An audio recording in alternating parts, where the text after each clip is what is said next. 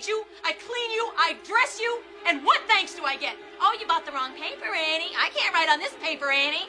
Well, I'll get your stupid paper, but you just better start showing me a little more appreciation around here, Mr. Man. Her chilling role in the big screen version of Stephen King's Misery earned Kathy Bates an Oscar back in 1991. Now she's taking on an iconic role of a different sort. She talks with our man in Hollywood, Ben Mankiewicz. So, welcome to Jacobson Moore. This is the litigation floor where Maddie sneaks in. Jacobson Moore is not a real law firm. There's my chair over there. But this is real work for Kathy Bates, the star of Matlock, a new CBS show with a surprise twist and a sly wink to the original Matlock, which of course starred Andy Griffith. I'm Maddie, informally. Formerly Madeline Matlock. Yes, Matlock, like the old TV show. Well, you see, there's this funny thing that happens when women age. We become damn near invisible. Nobody sees us coming. I think it's going to resonate with a lot of people. Yeah, I think a lot of us feel invisible this day and age. Even you. Yep, I do. I mean, they have trams with tourists who come here, and sometimes I have to stand in front of the trams and just say, hey, don't look at that stage over here, look at me. Truth is, we've been looking at Kathy Bates for a long time. Like the other great actors of her generation, Bates does more than play characters. She absorbs them. In Richard Jewell, About Schmidt, and Primary Colors, Fried Green Tomatoes, He died. even The Water Boy. In Misery, James Caan said being terrified of Kathy Bates came easily. I just wanted to be the best I could be, and that's still who I am. And I love that. That's how I recognize it, because I have to dig deep so that it can look easy. Born in Memphis, Bates began pouring herself into her parts as soon as she took a theater class at Southern Methodist University. Seeing the actors that were there my first freshman year, I had this moment in my solar plexus. I'll do anything I have to do to be part of this. Her parents, Langdon, an engineer, and Bertie, a housewife, supported her. They paid her tuition and put off retirement. My father literally had a heart attack after 2 or 3 years of giving up. He had to spend a fortune that we didn't have sending me to Southern Methodist University, and went to work when he was in his 70s. They gave up so much. I was born into a world. She made her movie debut in 1971 at 22 in Taking Off. It was such a personal song I wrote in Backyard Swing. You wrote that song when you were 16? It took 7 years to land her next movie and first speaking part in Straight Time, starring Dustin Hoffman.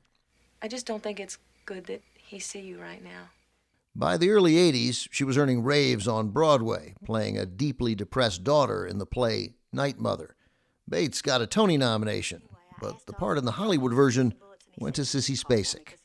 It hurt. What I thought was a shame is that we had spent 2 years working on those roles. How fascinating it would have been to see that on film. That was a great loss. Losing out on the part lit a fire under Bates. She moved to Los Angeles, putting her in a position to land the role of a lifetime. But you're not good. You're just another lying old dirty birdie. And I don't think I better be around you for a while. Annie Wilkes, who kidnaps and tortures her favorite novelist in Misery. Trust me. God's sake. It's for the best. You gave her this humanity. You said Annie Wilkes is not a movie monster. She's a human being. She was always reaching for something she couldn't have.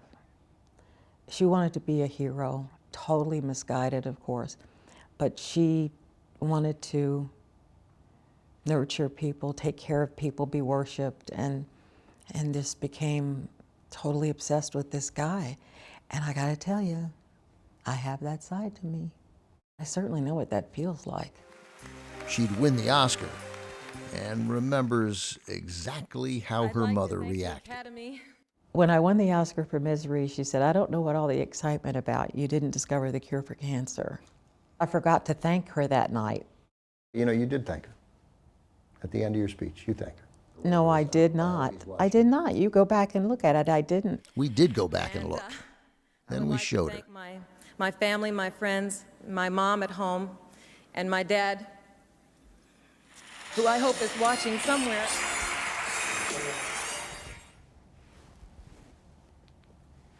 What do you think of him? Thank you. Why did I think I didn't thank her? Oh, what a relief. Why does that mean so much to you? Because she should have had my life. When she died, I said, come into me. I wanted her spirit to come into me. Even though we had so many difficulties, I wanted her spirit to come into me and enjoy everything I was enjoying because of what she'd given up. Wow, thank you so much for that. Now 76 years old, Kathy Bates says she's never been happier. She's a 2-time cancer survivor and eagerly addresses her dramatic weight loss.